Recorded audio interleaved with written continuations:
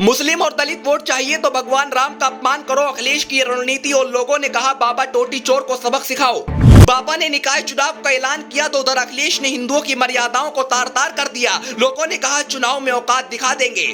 अखिलेश की पार्टी ने भगवान राम को हवा में उड़ाया तो स्वामी रामभद्राचार्य ने ऐसा श्राप दिया कि लोग कहने लगे अब अखिलेश की बर्बादी पक्की है। क्या आपने सोचा है कि भारतीय राजनीति में एक ऐसा भी दौर आएगा कि नेता कुछ वोट पाने के लिए भगवान राम के अपमान पर उतर आएंगे? ये बात हम इसलिए कह रहे हैं क्योंकि यूपी में निकाय चुनाव का ऐलान हुआ तो उधर समाजवादी पार्टी भगवान राम को लेकर ऐसे ऐसे बयान देने लगी जैसे कि उन्हें हिंदुओं के वोट की कोई जरूरत ही नहीं है। इन बयानों के बाद यूपी से लेकर देश भर के हिंदू सवाल करने लगे कि भारतीय राजनीति का स्तर इतना गिर चुका है कि जिसे पूरी दुनिया में पुरुषोत्तम के नाम से जाना जाता है, उसे भारत के ही राजनेता हवा में उड़ाने की बात कर रहे हैं और कह रहे हैं कि भारत से राम को खत्म कर दिया जाए, जबकि दुनिया तो भारत को ही भगवान राम के नाम से जानती है। निकाय चुनाव से पहले सभी पार्टी तैयारी में जुटी हुई है और बाबा का खौफ अखिलेश के दिमाग में ऐसा बैठ गया कि वे किसी भी हद तक जाने को तैयार हैं और दलित वोट पाने के लिए उनकी पार्टी के बड़े बड़े नेता उनके ही सामने भगवान राम का ऐसा अपमान कर रहे हैं जैसे कि अखिलेश ने उन्हें पूरी स्क्रिप्ट तैयार करके दी हो। बसपा की कमजोर नीतियों के चलते पिछले कुछ समय से भाजपा को इससे बेहद फायदा हुआ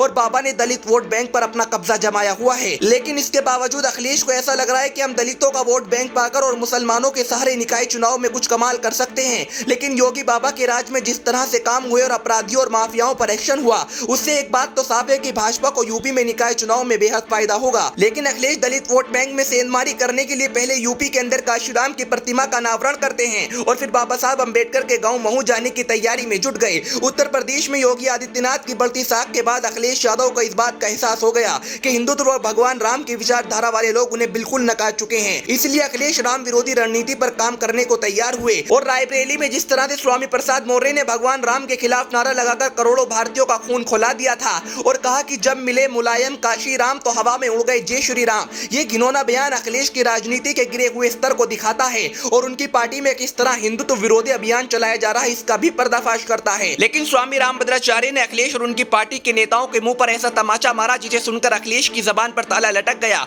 स्वामी रामभद्राचार्य ने कहा मर गए मुलायम काशी राम, प्रेम से बोलो जय श्री राम। ये नारा वास्तविकता और सच्चाई की ओर ले जाता है और आगे स्वामी रामभद्राचार्य अखिलेश की पार्टी को श्राप देते हुए कहा कि जिसने भी भगवान राम का अपमान किया वह बर्बाद हो चुका है और अपने जीवन में कुछ हासिल नहीं कर पाया। इन बयान के बाद लोग कहने लगे स्वामी जी ने जिसको भी श्राप दिया है वे बिल्कुल बर्बाद हो गया। लेकिन एक बात तो साफ है, समाजवादी पार्टी का इतिहास हमेशा राम भक्तों के विरोधी रहा है और स्वामी प्रसाद मौर्य के इस बयान ने राम भक्तों के उस दिन का जख्म हरा कर दिया जिस दिन मुलायम सिंह यादव ने कार सेवकों पर गोलियां चलवा दी थी। लेकिन योगी बाबा के आगे यूपी में विरोधी घुटने पर आ चुके हैं और चुनाव जीतने के लिए उन्हें किसी भी हद तक जाना पड़ रहा है। लेकिन यूपी की जनता ने इन लोगों को नकार दिया, कुछ ऐसा तरीका अपना रहे हैं जिससे कुछ समुदाय के लोगों को अपनी तरफ आकर्षित कर सकें और कुछ सीट जीतकर अपना अस्तित्व बचाए रखें। लेकिन कुछ चंद वोट पाने के लिए या चुनाव जीतने के लिए भगवान राम का अपमान करना समाजवादी पार्टी को बर्बादी की हद तक ले जाएगा। आपको क्या लगता है? अपनी राय जरूर दीजिएगा।